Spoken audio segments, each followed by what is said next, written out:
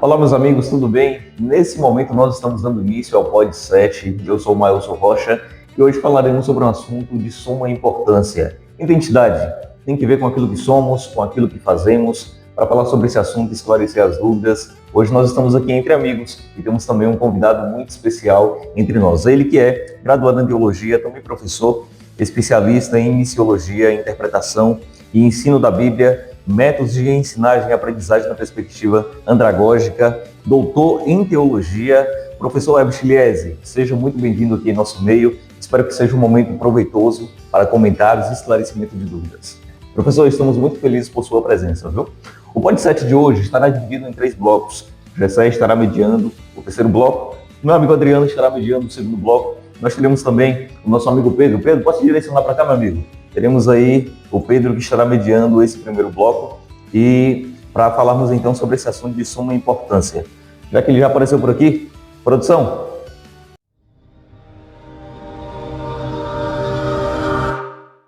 Estamos muito felizes aqui com a sua participação e claro, né, professor, muito obrigado.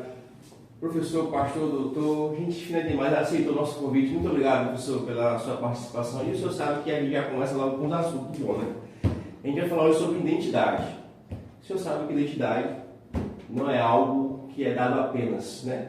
Mas é construído, é algo que é percebido e especialmente é algo intencionado, né? Eu já queria começar aqui, trazendo aqui para o meu amigo Thomas. Thomas, ele veio para cá porque ele tem coragem de responder, então faça as perguntas. Professor, como é que o senhor percebe essa questão de identidade? Como é que o senhor conceituaria identidade para a gente? Bom, é muito bom estar aqui com vocês. Identidade a gente pode perceber de diversas maneiras, como algo mais filosófico, onde a pessoa busca a sua própria essência, e também algo sociológico. De uma forma, tem a questão construtiva da sociedade, a cultura.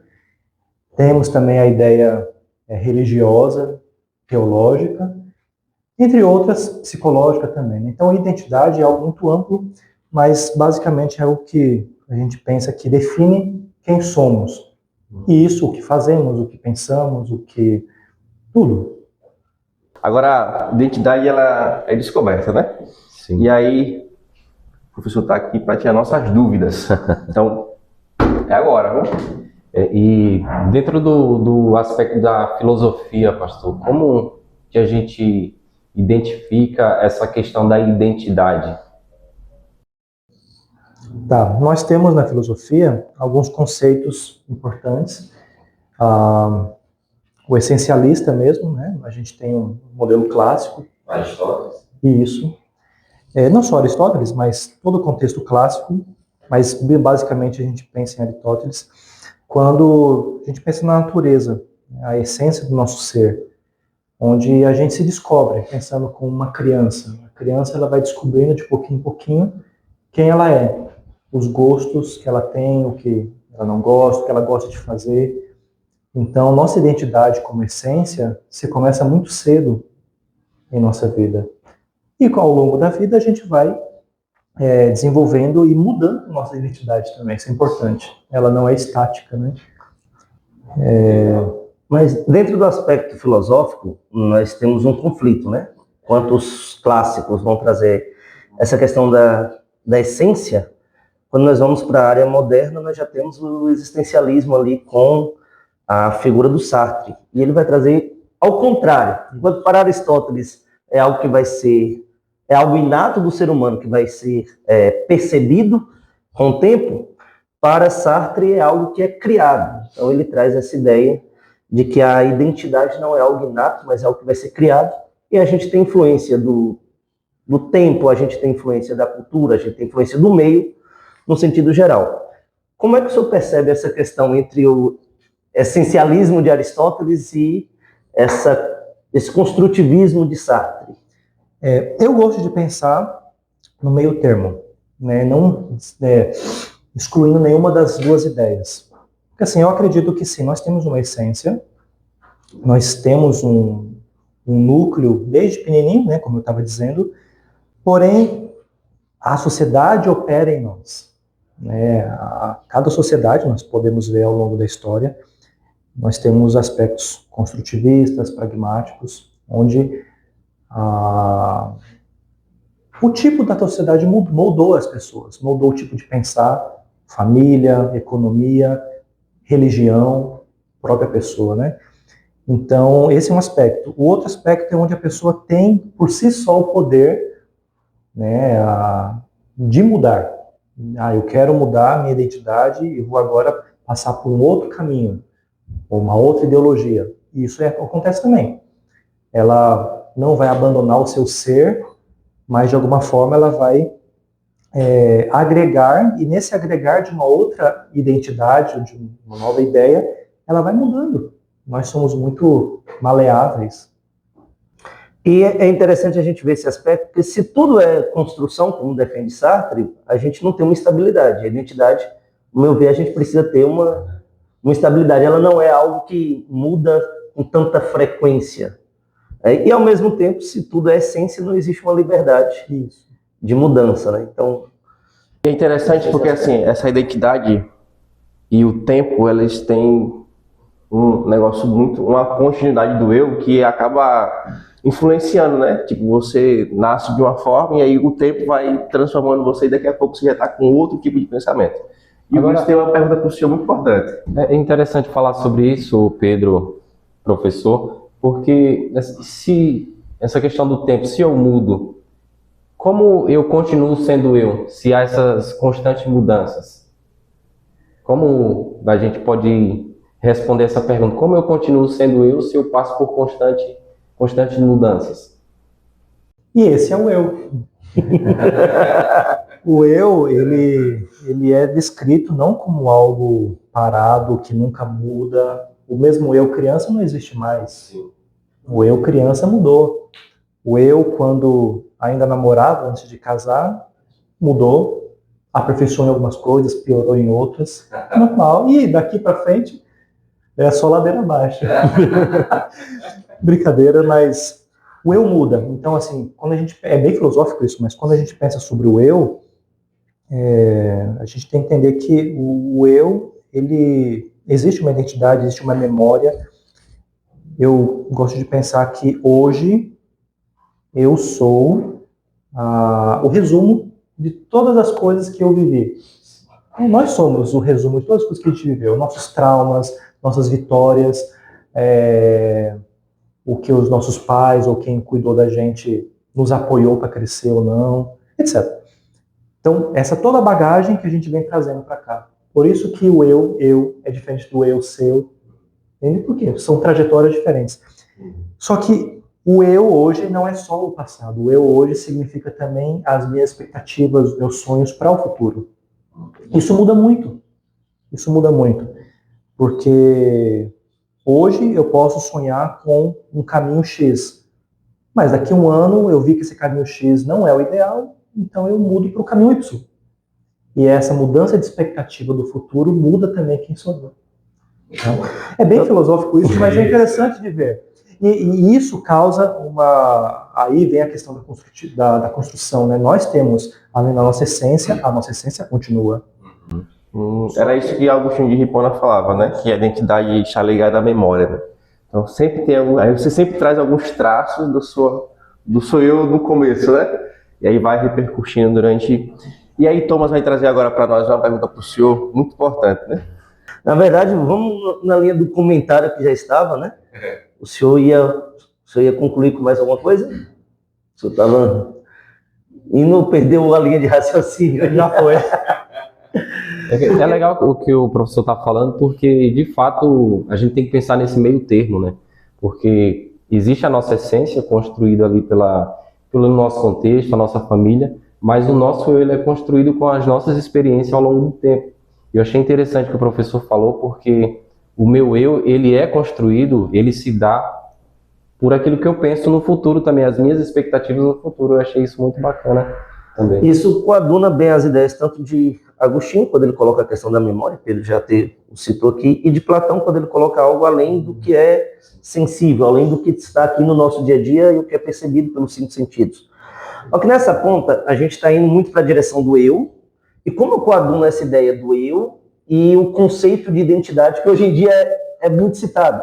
Porque hoje em dia, principalmente nessa nossa geração, nessa atualidade, tem uma figura muito forte no identitarismo, né? Tanto no aspecto político, social, nós temos várias pautas com linhas identitárias. Como eu entendo esse eu e essa figura da identidade? O eu, ele está sempre representado na identidade, ou a minha identidade nem sempre expressa o meu eu? Como é que o senhor vê essa questão dentro desse meio filosófico que nós estamos conversando? Isso é bom, isso é bom. Não tem uma resposta exata. Eu vou achar uma coisa, você vai achar outra. Mas uma coisa interessante é, eu sou eu e você é você.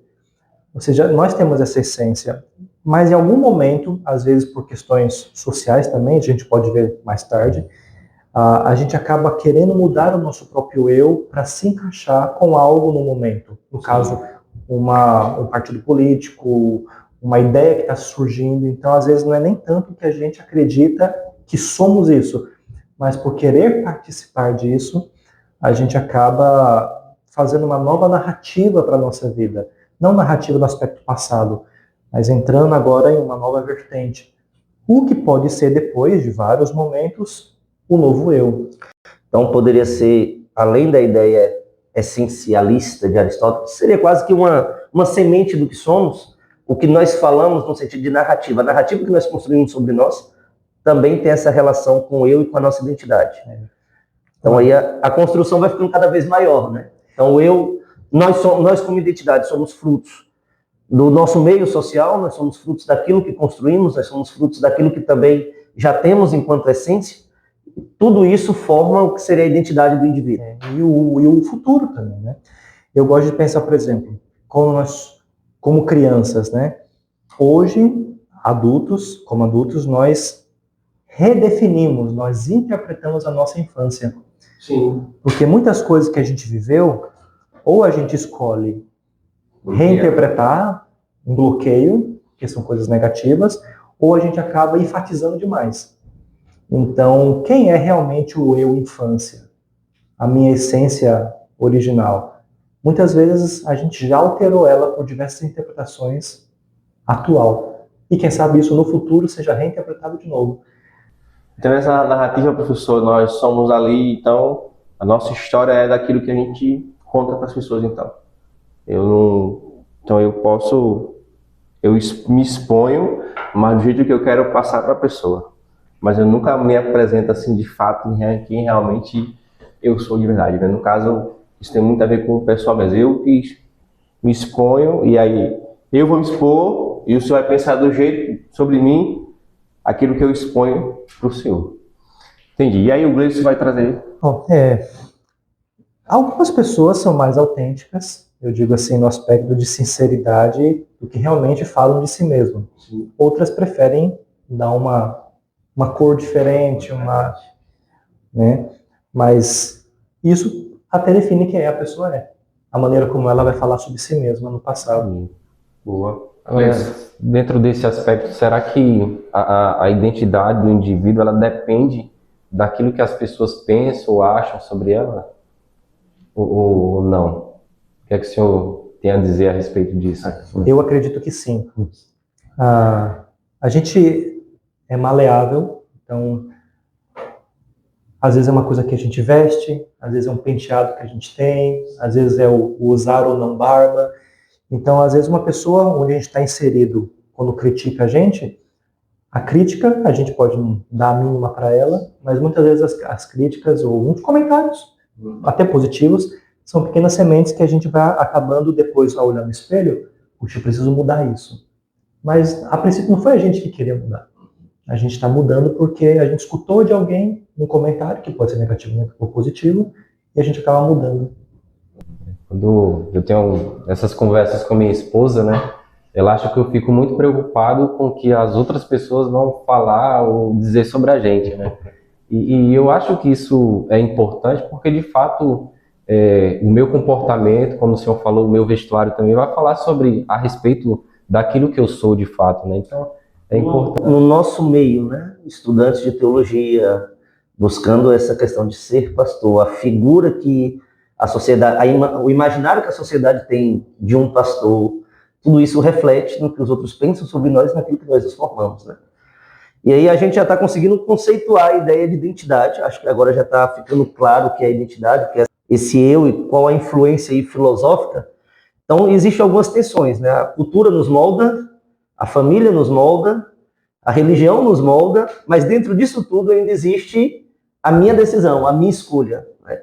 E aí, então, a identidade seria um somatório disso tudo? Eu concordo que sim.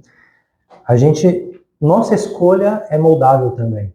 Assim como a gente consegue moldar uma criança, a gente consegue moldar uma pessoa mais idosa também. É mais difícil, lógico. A gente consegue moldar. Então, assim, existe todo o aspecto externo e também tem a liberdade da pessoa. Ela pode dizer não a toda a pressão da sociedade, religião, família, cultura, mas nunca 100%.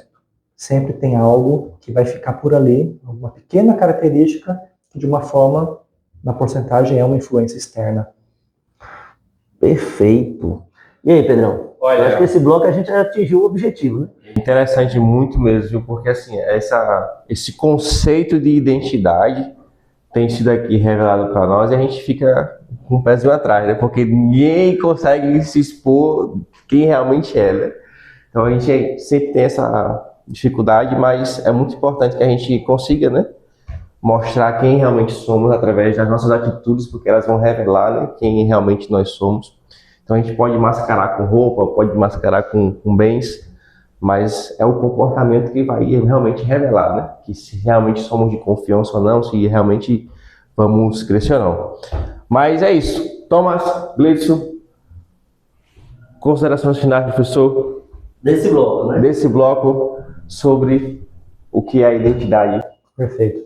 Então, esse bloco a gente analisou um pouquinho a identidade no aspecto filosófico, desde a nossa essência de quem somos, de verdade mesmo lá, desde os primórdios, e o que a gente pode construir ao longo da vida, nosso crescimento como pessoas. Então, analisamos um pouquinho que sim, cada pessoa tem a sua liberdade de escolher quem quer ser. Isso é verdade. Só que nunca totalmente essa liberdade é vivida, porque existe uma pressão muito grande, religiosa, cultural, as ideologias, partidos, o próprio país, linguagem. Então isso influencia sim a pessoa. Então a essência da pessoa, ela vai se alterando. É difícil falar isso, mas ela vai se alterando conforme o tempo, conforme tudo que ela já viveu, e tudo que ela pretende viver no futuro. Essa soma das experiências mais expectativas, isso resume basicamente quem sou eu hoje. E isso pode ser mudado daqui 5, 10 anos tranquilamente. Tá? E é por isso que cada um de nós precisamos entender qual é o caminho que o eu, que a nossa essência está se tornando. Perfeito. E agora vamos para o bloco 2, né? Temos aqui, Adriano vai ser nosso mediador aqui para esse papo mais sociológico. Reginaldo Barbosa, eu sou quase pedagogo, está quase lá, nós vamos aí falar agora essa parte sociológica. E Adriano, nos direciona nessa conversa aí, meu amigo. Nós vamos falar sobre o tema a modernidade e pós-modernidade. E quando falamos em modernidade, pensamos em estruturas mais sólidas, né? Em identidade esclarecida e mais fixa também. E eu gostaria, né, direcionar o professor, se poderia nos explicar um pouquinho sobre como essa fluidez se contrapõe a essa visão que a gente observa hoje. Me repita a pergunta, por favor, Adriano. Tá. Pensar outra coisa. Quando nós pensamos sobre a modernidade e a pós-modernidade, Sim, ok. nós pensamos em uma estrutura sólida, mais sólida. E eu gostaria que o professor nos explicasse um pouco sobre essa visão, como ela se contrapõe naquilo que a gente observa. Perfeito. Então, você falou de modernidade e pós-modernidade. Normalmente, a gente entende o bloco modernidade, né, séculos atrás, antes de entrarmos realmente pós-guerra, onde a pós-modernidade acaba começando com mais força, mas a gente entende como uma sociedade mais estável, onde as pessoas tinham, vamos pensar aqui, uma identidade mais estável, não eram tão solúveis As mudanças começaram a ser muito mais rápidas na pós-modernidade. Por isso a gente entende mais como líquido esses momentos, né? As instituições, bancos, comércio, família, igreja, no passado era mais estável. Hoje acaba sendo mais, além de mais opções, mais líquidas mesmo. Elas são muito moldadas também. E grandes empresas foram embora. E falando também sobre nossas tradições. Tradição é algo que vem do passado que a gente continua fazendo. E a gente tem instabilidade em todas essas coisas. Então, um contraste básico é, no passado, moderno, a gente tinha uma proposta mais estável. Agora, nossa sociedade está ficando cada vez mais instável. Isso inclui em nós também. Nós acabamos sendo mais pessoas mais instáveis. Isso mexe também com a questão psicológica, por isso tantos problemas que as pessoas têm hoje em dia. Então, assim que a gente vê nesse aspecto a complexidade do que é identidade, né? Nós saímos de um bloco agora tratando a filosofia do aspecto de identidade, para termos uma ideia de conceito, e entramos no problema sociológico, que é justamente essa modernidade mais estática para uma pós-modernidade mais fluida. E a gente vai usar muito aqui, né, Barbosa, a questão de Bauman, né, essa ideia líquida, mas essa fluidez da pós-modernidade, essas possibilidades de mudanças variáveis da pós-modernidade, ela revela liberdade ou perca de sentido? Muito bom. A gente fala sobre Bauman agora? Deixa eu ver. Sim. Bauman já está dentro de... É porque quem traz essa questão, quem veio com mais ênfase, na questão dessa fluidez, a questão líquida, é Bauman. Por isso que ele é conhecido como o sociólogo da liquidez. Tudo para ele é líquido. O amor é líquido, a sociedade é líquida.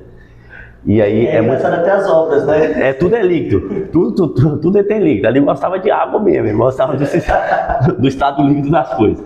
Mas é importante entendermos isso realmente. Será que liquidez hoje é você ter liberdade ou você tem dificuldade em escolher? Será que realmente qual que é hoje o maior impacto da liquidez moderna no que diz respeito à nossa identidade? Olha, em relação à liberdade que você citou, eu acho que ela não entra tanto nesse aspecto, porque nós somos livres sim para escolher. Isso não retira. Agora, escolher o quê?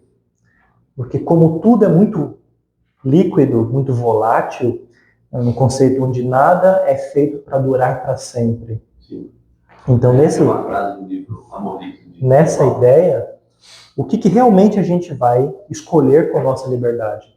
Porque se hoje, eu escolho um relacionamento, mas daqui 1 ano, 2 anos, esse relacionamento já não está sendo bom para mim, então eu vou para outro. Não, eu tenho a liberdade de escolher, mas essa liberdade de escolher, ou de pular de galho em galho, ou de, sei lá, as trocas da vida, ela é positiva? Ou eu preciso ficar só em uma coisa só?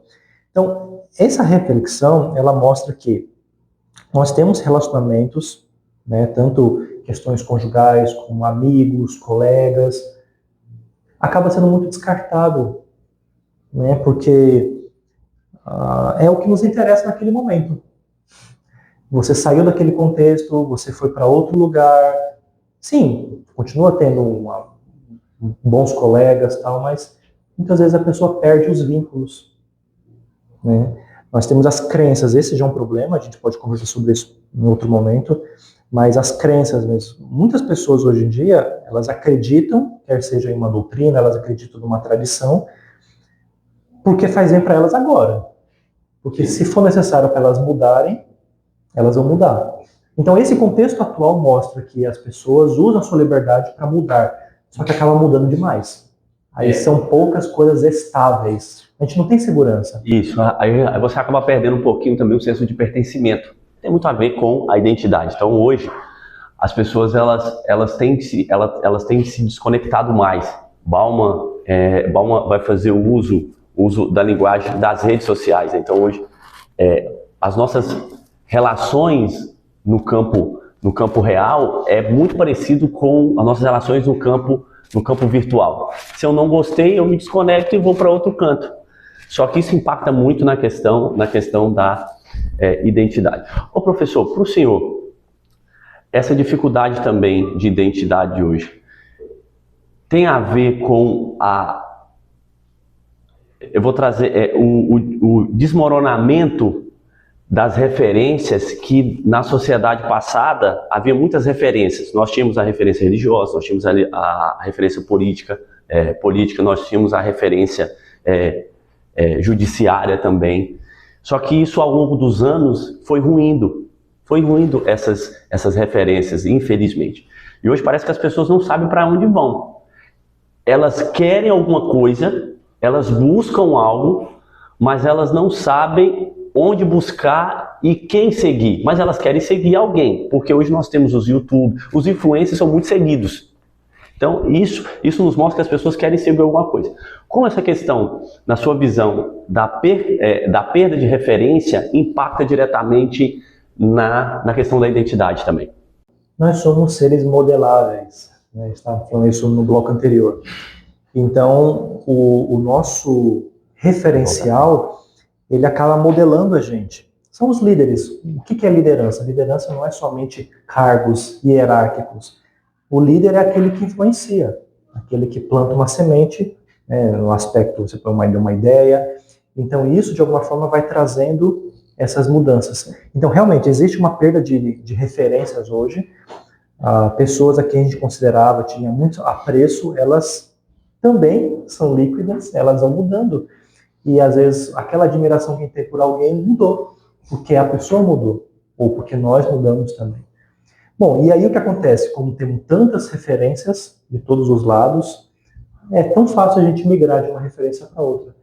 E nessa migração de uma referência, de alguém que vai nos influenciar, modela quem somos também. Né? Porque a gente vive por modelagem, com uma massinha de modelar. Não tanto assim o aspecto de, mas sim. E isso acaba alterando o nosso individualismo. O nosso eu, hoje, pensando assim que pode ser como escolher roupas, né? Você abre o guarda-roupa e você escolhe, qual é a camisa que eu vou escolher para gravar esse podcast? Faço ou não faço a barba? Pentei o cabelo para tal lado. Então, assim como nós temos o aspecto dessa autonomia, a gente vai fazendo as coisas, às vezes muito mais para os outros do que para a gente. Eu vou estar aqui fazendo duas perguntas. Obrigado pela explicação, foi bem perspicaz. Tenho duas perguntas. Uma o professor já respondeu, mas eu vou fazer a outra. Mas é possível em um mundo, é possível um compromisso em um mundo fluido?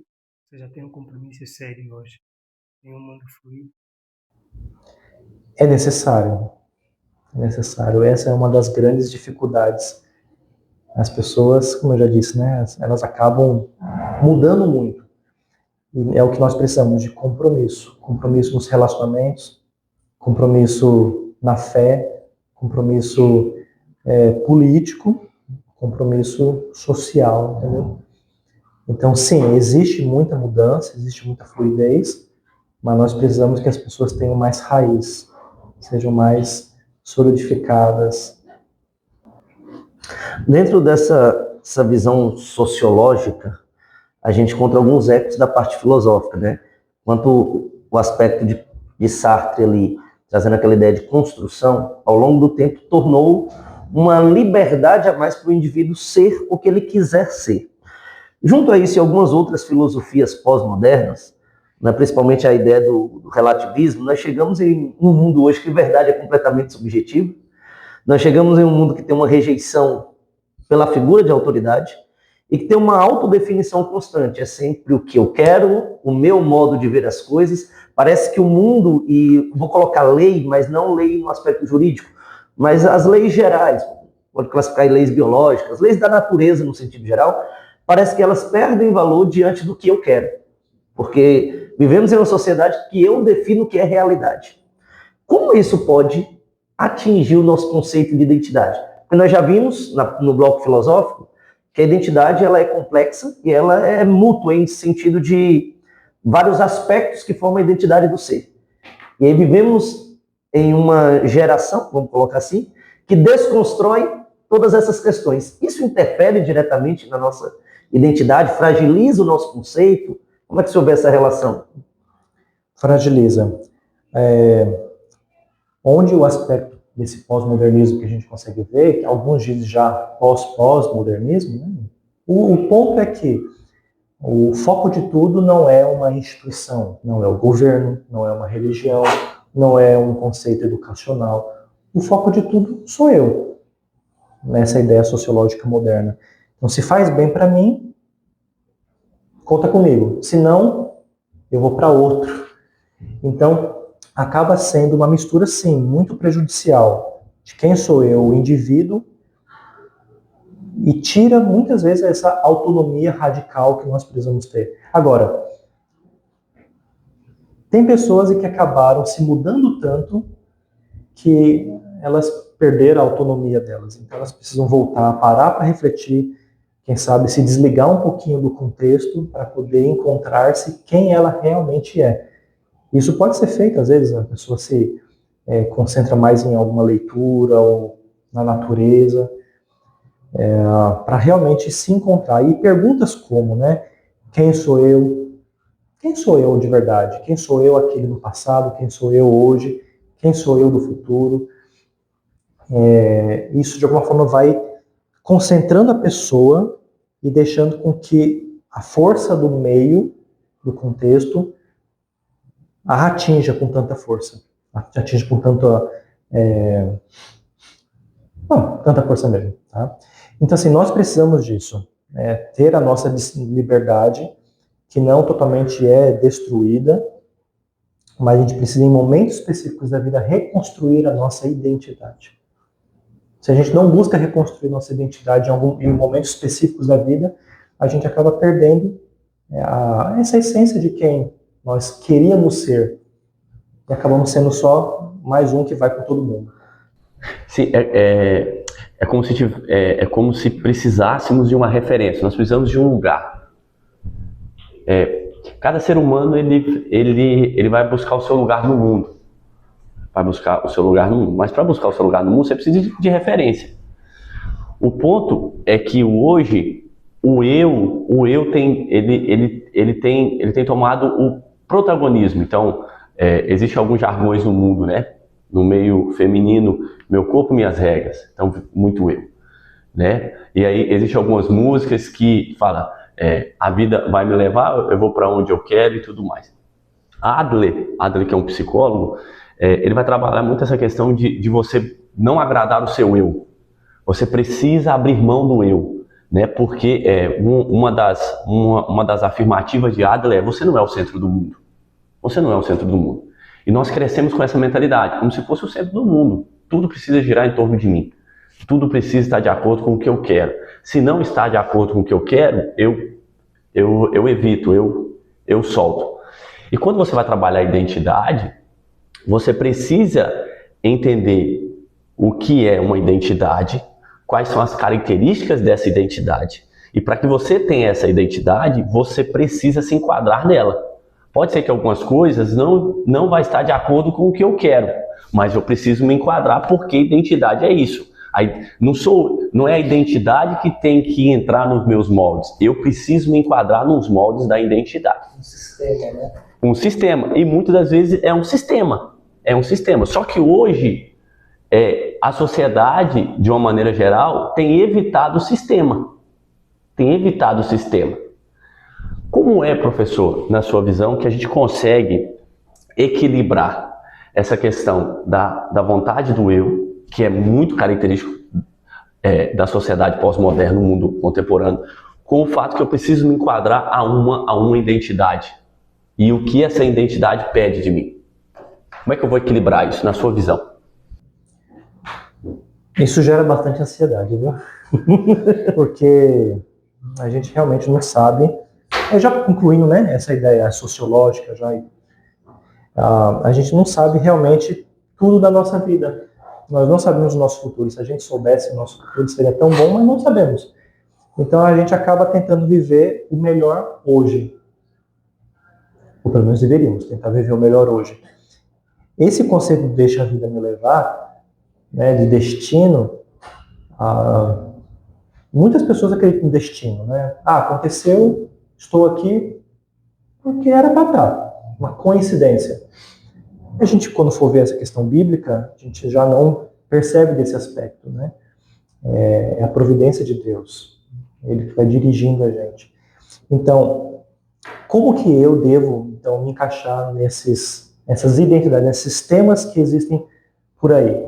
E se eu saio de um, tem outro. Então, é um buffet de sistemas, de identidades disponíveis. Sempre haverá um sistema. Sempre, sempre. Um maior, com mais pessoas, outro um pouquinho menor, que aí vai crescendo, vai suplantando o outro.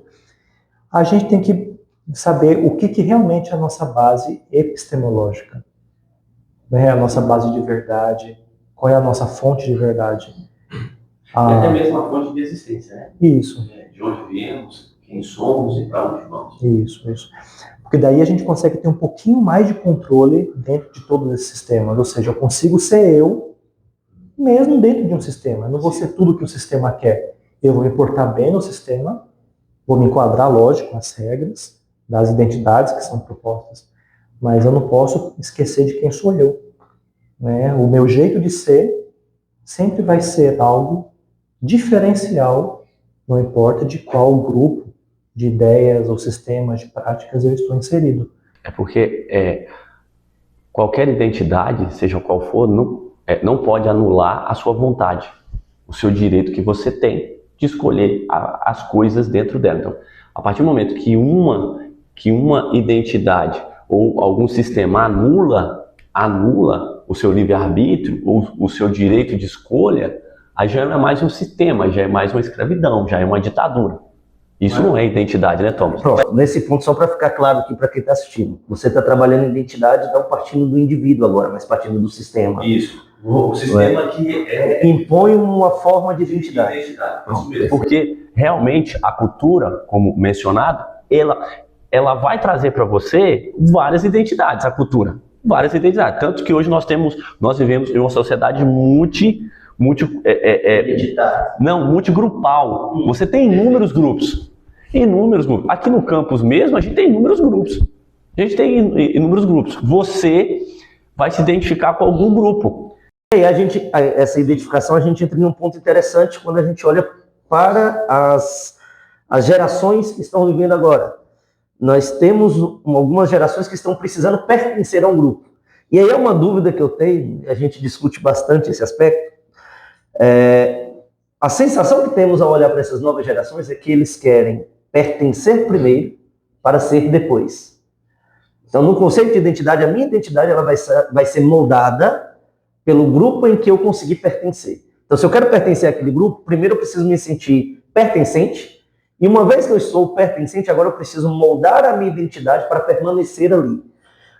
Como se houver esse aspecto sociológico, e aí a gente já vai começar a entrar para o lado do aspecto religioso, né, dentro dessa linha, esse pertencimento, como é que se houver essa ideia de que o indivíduo precisa pertencer para ser? Ou ele tem que ser para pertencer?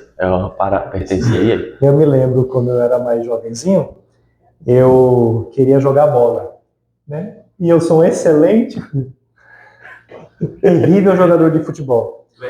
Eu sou ruim, é elogio, meu irmão. E eu sei que eu queria estar no time, eu fazia de tudo para estar no time com eles. Então eu tentava me moldar para estar no time. Mas mesmo tentando, me esforçando, tem coisas que não dá para ser mesmo. Então... Não é sua área. Não é minha área, não é minha habilidade, não é minha inteligência, não é quem sou eu. Então acabou que eu fui percebendo ao longo da vida que, puxa, não é a minha cara. Não é cara. Gosto de ver, admiro quem joga, mas eu entendi que, puxa, eu tenho outras coisas que eu posso influenciar e ajudar também. E aí descobri outro esporte, que é o basquete, natação, onde eu me encontrei.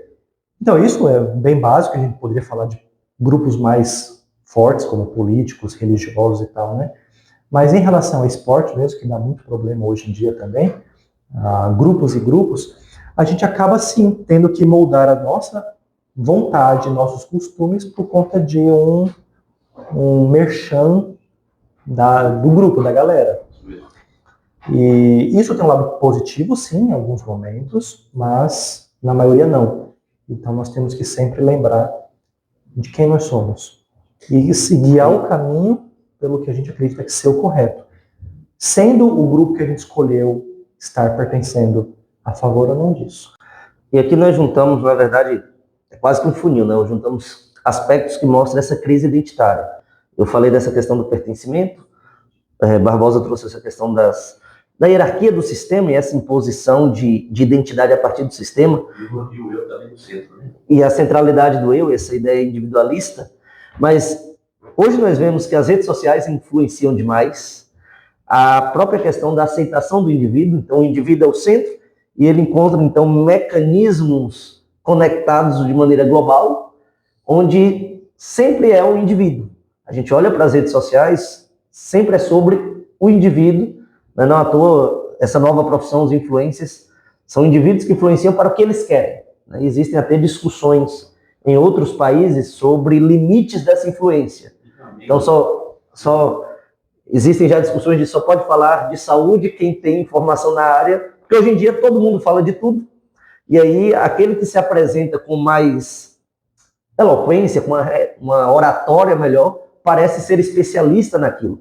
Isso tem gerado crise identitária, gerado ansiedade, como o senhor pontuou, tem gerado mais problemas, ao meu ver, para a identificação da identidade, do que facilitar. Então seria algo que veio para facilitar, do aspecto tecnológico, mas tem agravado problemas nessa linha. Eu gostaria que o senhor fizesse um comentário sobre esse aspecto em si, essa crise identitária, com essa força de um sistema, principalmente redes sociais. Como é que o senhor vê isso nessa geração, nessas novas gerações? Geração Z e a mais recente. E aí, posso concluir depois? Sim. O Adriano ainda vai fazer algum comentário aqui.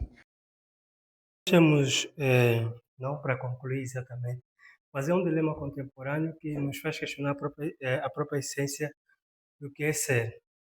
Então, normalmente as pessoas elas buscam por uma aceitação, né?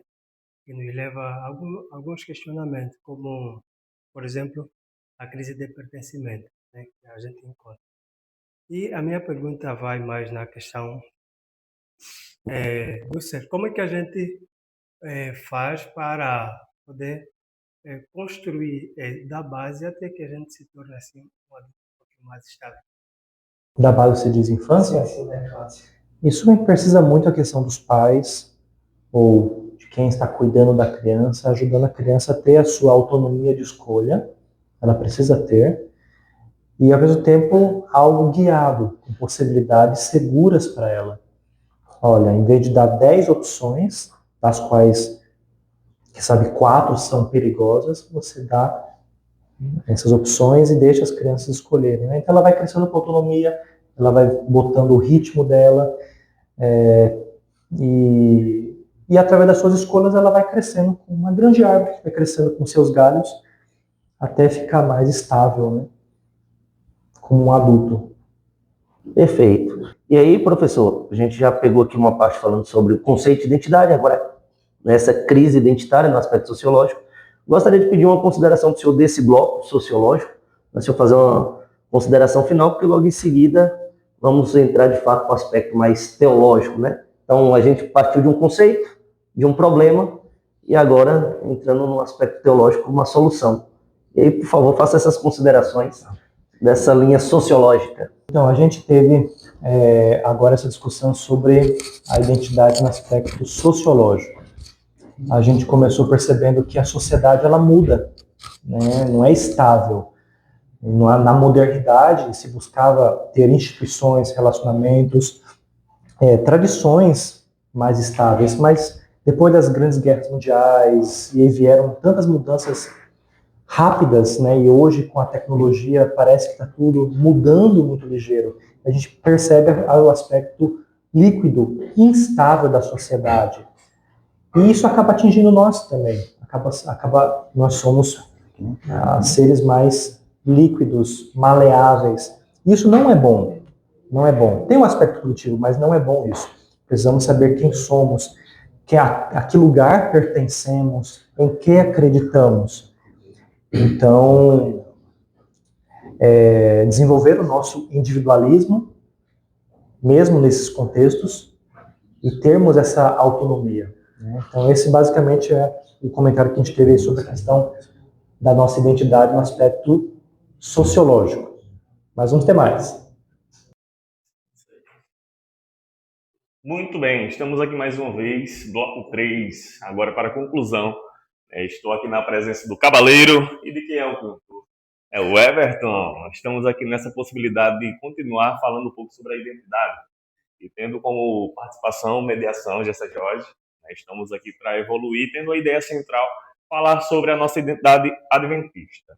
Ela é uma doutrina apenas, ela é uma missão, uma cosmovisão. Então, em que eixo nós podemos estar aí se situando e participando, entendendo e definindo? Já começo logo com essa pergunta aí para o pastor. Obrigado pela participação aqui conosco. O que define a identidade adventista para o senhor? Bom, desses contextos que a gente já analisou, né, filosófico, sociológico e tal, a gente percebe agora, vamos falar da igreja adventista, da identidade adventista, como qualquer outro grupo, eu não digo qualquer outro grupo, mas sim, como um grupo religioso, nós temos que entender que o que define nós como pessoas, como membros, como adventistas, não é só a nossa doutrina. Ela é sim uma coluna vertebral, mas o corpo não é feito só de coluna vertebral. Então não é só de doutrina, a gente também precisa entender a nossa missão como remanescentes. Nós temos uma missão especial e temos um olhar, uma cosmovisão, onde vai englobar tudo, né? Desde as nossas crenças, nossas ações, nossos hábitos, nossos relacionamentos. Então, a identidade eu gosto de pensar como o grande guarda-chuva, onde vai incluir dentro de si todos esses aspectos, que envolve o cognitivo, envolve o sentimental, as nossas habilidades, o nosso serviço. No caso, a gente consegue então pegar a identidade adventista, né, e reduzir ela a 3 pontos, no sentido de doutrinário, cultural e institucional. No caso, a pessoa ela se relaciona com a sua identidade através das 28 crenças que nós temos, do estilo de vida, a questão do sábado, alimentação, e a questão de pertencer à igreja. Por que eu estou te fazendo essa pergunta? Porque na introdução a gente fez essa pergunta para o público. Identidade é o que somos ou o que fazemos, né? Então, você consegue relacionar o que somos e o que fazemos mediante esses 3 tópicos, né? Doutrinário, cultural e institucional. Então, esses são 3 pontos muito importantes. Agora, a gente não pode reduzir simplesmente a um. Sim. Então, ser adventista não é só acreditar nas 28 crenças, né? Ser adventista não é só guardar o sábado, ter uma alimentação saudável, fazer exercício físico, é um estilo de vida mesmo. E ser adventista não é só ir à igreja, pertencer, estar com um membro ali do corpo, do livro da igreja, né? Então, ser adventista vai muito além disso. A gente pensa... também sempre a gente traz a filosofia, né? O que é a nossa metafísica, o que é a nossa epistemologia e nossa axiologia. Então, isso vai desde a verdade, né? O que nós acreditamos como verdade, a palavra de Deus é a verdade. E o que vai também como experiência. Nós temos uma experiência como adventistas e cada indivíduo tem a sua experiência também como adventista. A experiência pessoal, uma vida com Deus. E a parte da missão também, né, como a gente já citou, onde a gente tem um propósito histórico definido. Acredito que vários outros grupos são importantes também, lógico, mas conforme a profecia bíblica, nós temos um propósito definido muito claro para a gente como remanescente, como proclamadores das verdades bíblicas, verdades que foram esquecidas na história do cristianismo. E temos esse papel agora de levar de novo as pessoas a esse conhecimento. Então, todo esse conjunto de fatores, não um isolado, de alguma forma ajuda a gente a entender nossa identidade como adventistas.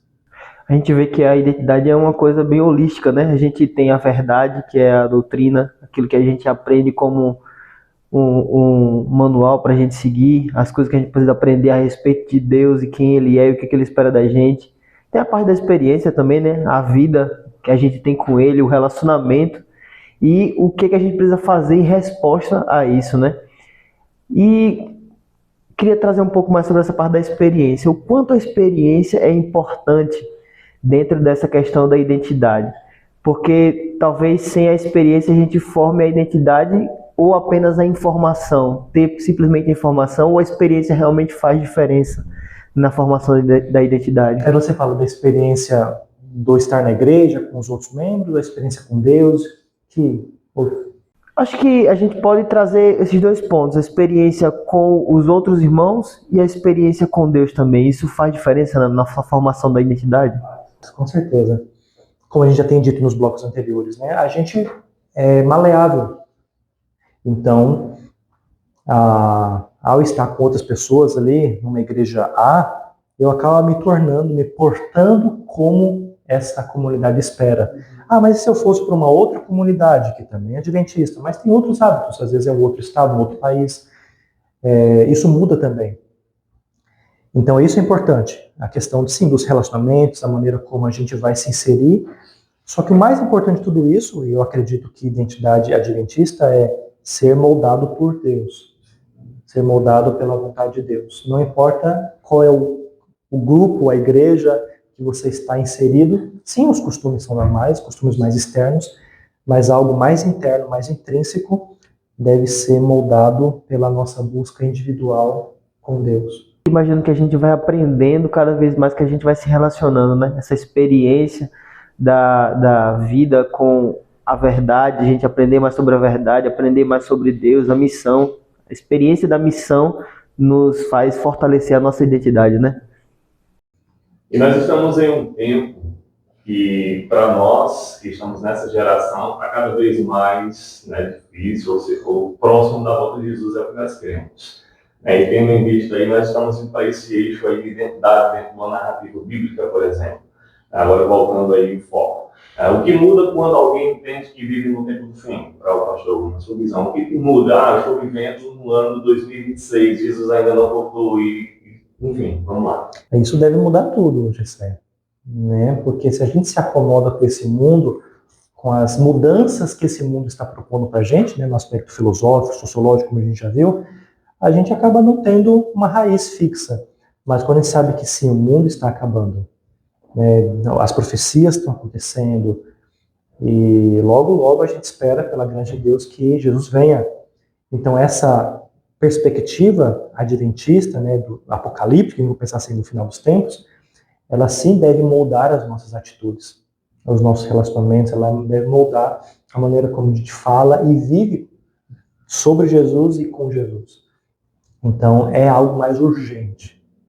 Certa vez eu vi uma frase, e aí o editor pode colocar a frase e procurar. Nós nascemos originais e morremos cópias. Então nós estamos inseridos em um contexto e quanto mais próximo de Cristo, mais diminuído nós vamos ser semelhança dele. Então, como vamos acreditar que ele voltará em nossa geração se não estamos próximos dele para sermos cópias de Jesus?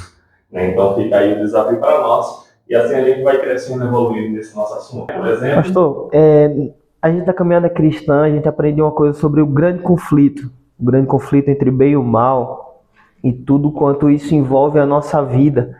A gente vê o grande conflito como uma chave hermenêutica, muitas vezes, para a gente entender muitas coisas da Bíblia, né? Então, sem essa parte da narrativa do grande conflito, ainda existe identidade adventista? A gente consegue entender a identidade adventista sem o panorama do grande conflito? Eu acredito que com certeza não. Por quê? Nós podemos ser evangélicos, nós podemos acreditar na vida de Jesus, nós podemos acreditar inclusive na criação, nos profetas e tal. Mas a cosmovisão do grande conflito, onde tudo começou, inclusive antes, né, de tudo, onde você tem uma guerra de Lúcifer com Deus, onde você tem uma expulsão do mal do céu, e ele vai agora começando a fazer todo esse processo de tentação, de buscar alguém para ele, para seguir o mal, o engano, e Deus ao mesmo tempo prometendo, isso vai acabar. Então todo esse conhecimento que nós temos, ele é que define quem nós somos como adventistas, não é qualquer denominação evangélica, mesmo sendo evangélico no aspecto de se acreditar em Jesus e tal. Então esse aspecto apocalíptico, da cosmovisão adventista, a cosmovisão do grande conflito, ela é sim um dos pilares principais. E se a gente perder isso, a gente acaba sim perdendo quem somos como adventistas. Pastor, interessante o senhor comentar sobre isso, porque a gente vai um pouco também para a ideia da parte prática, porque a gente precisa compreender que a identidade, eu vou falar no caso adventista, porque é o que nós estamos inseridos, ela não é estática, ela tem que ser funcional. Então, quando o senhor fala da questão do Apocalipse, também, do grande conflito, a escatologia em si, a gente lembra de Apocalipse, capítulo 14, que vai falar das 3 mensagens angélicas, que é o cerne, né, de toda a nossa ideia de missão. Queria que o senhor comentasse um pouco sobre isso, no sentido de a identidade adventista, linkado com o chamado profético, relacionado à missão. Ou seja, ela existe para dentro ou para fora, essa identidade missiológica da igreja? Ela existe para todos, para os de dentro e para os de fora. Então, quando a gente vê, por exemplo, desde o capítulo 10 de Apocalipse, né? Aí junta também o capítulo 14 e tal, a gente percebe quem nós somos, nossa digital. E o caminho que a gente deve seguir. No aspecto, eu gosto de pensar que nós, como antigamente o povo de Israel, Deus não queria salvar apenas o povo de Israel. Sim, com certeza. Deus queria salvar todos os povos. É bíblico isso, né? Deus queria atingir os gentios. Deus queria que os gentios fossem a Jerusalém, ver o templo, ter o contato com as festas, com as bênçãos de Deus ali. Mudou um pouquinho, né? Depois que os judeus desistiram de Jesus, rejeitaram Jesus. Então hoje nós temos uma ideia mais que precisamos ir. E nesse ir, a gente vai percebendo que é a nossa identidade. A missão é a nossa identidade. Se eu penso que preciso ficar apenas na minha igreja, esperando as pessoas virem, isso não é a minha identidade. Não é mais o tempo para isso. Foi-se o tempo para isso, na época de Israel. Exatamente. Hoje sim, lógico, precisamos atrair as pessoas para a nossa igreja, com certeza. Mas nós temos agora o aspecto mais de ir. E a própria ideia da igreja é ir, sair da nossa comodidade e fazer a diferença na vida das pessoas. Testemunhar para as pessoas o que realmente Jesus tem feito em nossa vida. E desse contexto do grande conflito, da urgência que Jesus já está voltando e a gente precisa se preparar para esses eventos finais. Gostei muito da resposta do senhor quando o senhor fala que é para todos, não só para os de fora, para falar para os de fora, mas para os de dentro também. A gente que cresceu no Evangelho, né? O senhor como filho de pastor, eu nasci também em berço adventista, se a gente pode colocar dessa maneira, a gente vai ficar pensando na formação que a gente teve como cristão e como a gente pode trabalhar com a formação dos próximos, né? E o que a gente entende como formação da identidade adventista. Será que a gente está formando discípulos ou simplesmente formando frequentadores da nossa igreja? O que o senhor acha sobre isso? É muito capciosa essa pergunta, né? Mas sim, a gente percebe que isso é um contexto cultural também, entendeu? Não é só culpa da igreja não, mas isso é um contexto que realmente a gente já tinha falado em outros momentos, em que parece que as pessoas querem fazer da igreja um clube.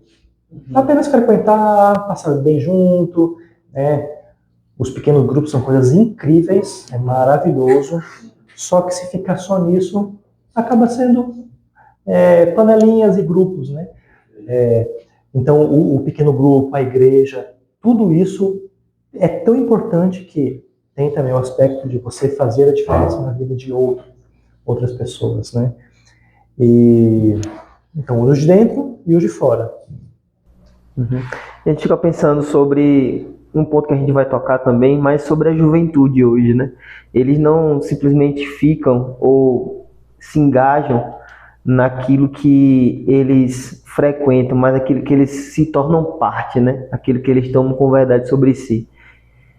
Isso é bem interessante. Que foi justamente o assunto que já falamos da questão líquida, né? Então nós temos aí uma relativização, né, da verdade. Então, tendo essa crise aí, né, estamos no eixo 5 aí, com uma crise da identidade adventista hoje, né, nós estamos vivendo, né, uma superficialidade, ou sei lá, algo raso às vezes, né, na nossa reflexão diária, etc. Ou uma fé sem compromisso. Aí fica essa pergunta aí para que a gente possa refletir. Nós estamos perdendo identidade ou apenas nos adaptando, né? Eu vou para a igreja para ouvir o que eu quero, se o pastor ou se o pregador não falar daquilo que eu estou, né, necessitando, Então o Espírito Santo, Deus não falou comigo, não tocou no meu coração. Isso existe também. Isso existe, também influencia em todos nós. No passado, o pessoal, como a gente já disse, era mais institucional, era mais estável. Hoje em dia, se eu não gosto de você, e eu gosto de você, viu? Mas se a pessoa não gosta do outro, do ancião, do diácono, de alguém ali da igreja, ele, não, vou para outra igreja. Então, como tem tantas igrejas, a pessoa acaba mudando de igreja em igreja. E isso dentro da igreja adventista, né? Então, acaba tendo essa crise de identidade. Então, o que realmente é ser um adventista? Sim, o aspecto bíblico, são as crenças, as doutrinas, é o estilo de vida da pessoa, é o compromisso que ela tem com a missão, é tudo o que ela é. E acima de tudo isso, é o relacionamento que ela deve ter com Deus. Porque, por conta do secularismo que está aumentando cada dia mais, os líderes da igreja, os pastores e, logicamente, os membros, todos estão sendo afetados por isso. Então, a gente busca muito mais as coisas, pelo menos a tendência é, as coisas do mundo do que as coisas de Deus. Isso vai fazendo, sim, a igreja ficar mais empobrecida de sua própria identidade. Aí a gente também tem que tomar cuidado para não gloriar demais os tempos passados. Como se no passado fosse tudo bom, como se o passado fosse glorioso e hoje estamos ruins. A gente tem que tomar cuidado com isso também, porque muitas vezes a gente fala muito bem no passado, mas o passado não foi tanto bem assim como a gente imagina. A gente está interpretando o passado. Então a gente tem que entender o dia de hoje, entender nossos alicerces do passado e fazer bem a tarefa de casa hoje. E a primeira de todas é buscar a Deus, estar na presença dele, e isso vai de alguma forma moldando as atitudes e os convívios dentro da igreja. É isso mesmo. Pois é. Hoje a gente vê, com relação a essa modernidade líquida, essa sociedade, criticando muito a juventude com os seus hábitos, sobre a forma como eles têm se relacionado com a igreja hoje, sendo que a gente fica pensando também sobre o lado deles, né? Como eles enxergam isso, vivenciando também como jovens que nós somos, né? A gente fica percebendo que o jovem também ele não rejeita totalmente a verdade, mas ele rejeita a verdade sem sentido, né? Ele rejeita aquilo que talvez possa ser incoerente para ele, né? Então, a gente fica com essa pergunta, queria que o senhor nos ajudasse a responder essa pergunta também. O jovem, ele rejeita a doutrina em si como um todo, ele rejeita a incoerência, ele rejeita a hipocrisia, ele rejeita aquilo que não condiz com a realidade. Isso é uma coisa boa dos nossos tempos sociológicos hoje em dia, né? No passado, o pessoal vivia mais, vamos pensar assim, pela instituição. Hoje, a pessoa não quer saber tanto da instituição, ela quer saber do sentido coerente. Então, isso é um ponto positivo dos jovens hoje em dia. Eles querem realmente saber se aquela crença ela é real ou não, se ela está na prática ou não. Então, é um ponto positivo e eu parabenizo os jovens. Agora, por que está desse jeito? Os jovens precisam de um exemplo. A gente já falou sobre os exemplos no bloco passado. A gente precisa de referências. Essas referências precisam de referências estáveis, onde as pessoas, os jovens, precisam olhar e, puxa, é isso, vamos seguir esse caminho. Além de todas as referências humanas, nós temos referências do próprio Deus. Aí, se os jovens realmente continuassem procurando Deus pessoalmente, a gente teria uma juventude muito mais forte. O problema é que eles não querem. Então, basicamente, não somente eles, os outros adultos também. Então. Nesse aspecto aí, professor, parece que dá a entender que o ser precede o fazer. Quando eu olho, por exemplo, Jesus no seu ministério encarnacional, a missão encarnada em nosso meio, deu a entender que Jesus, antes de iniciar seu ministério, passou 30 anos convivendo, né? Antes de realmente iniciar o ministério, ele conviveu com as pessoas. Que é aquela ideia a palavra, o que você vive vai testificar aquilo que você fala. Por isso que eu falo a ideia do ser primeiro do que fazer.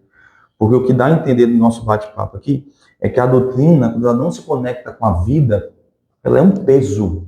Mas quando se conecta, aí vem a ideia da identidade. A doutrina, ela é conectada com a vida. Você precisa ser a identidade. E aí você faz aquilo que a identidade te propõe.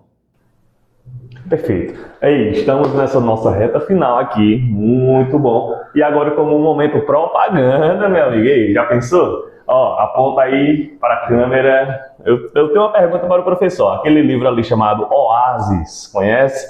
Herbert Davi Liesse, isso mesmo. Querendo ou não, eu fui curioso, né? Eu fui buscar algo que tinha a ver com nossa situação, com nossa conversa aqui. E aí fica a indicação para que você possa adquirir na Amazon Prime. 5 estrelas o livro, hein?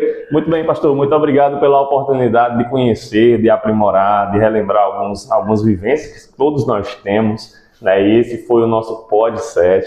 E aí, professor, gostei muito que o senhor desse a sua consideração final também desse bloco, né? Porque deu consideração final para todos os blocos, ia ser. Eu ia dizer. Então, por favor, então diga. Né, ao vivo e a cores. Esse é o Arco de Cavaleiro. Então diga aí. Tá tranquilo, pastor. Vai lá, de acordo com a ordem e o comando aí, né? Encerra para nós aí esse momento magnífico. E aí você já dá a sua consideração final, também dando aquela dica de como podemos formar, então, ou auxiliar essa nova geração, né, que tá vindo aí forte. Por favor, pastor. Tá. Então, nesse bloco agora a gente viu um pouquinho mais sobre a identidade, o aspecto bíblico, teológico, adventista. Então é importante a gente entender que não é só as nossas crenças, as nossas doutrinas, não é só o nosso estilo de vida, né, e não é só uma missão, uma prática de serviço. É tudo junto, um grande pacote. E isso vai fazendo o que é a identidade nossa como religião, como fé. E a coluna vertebral, vamos pensar assim, o aspecto mais importante de tudo, esses detalhes, é a nossa busca pessoal com Deus. É o abrir da Bíblia todos os dias, é o estar na presença de Deus, e Deus vai mudando, vai modelando a gente.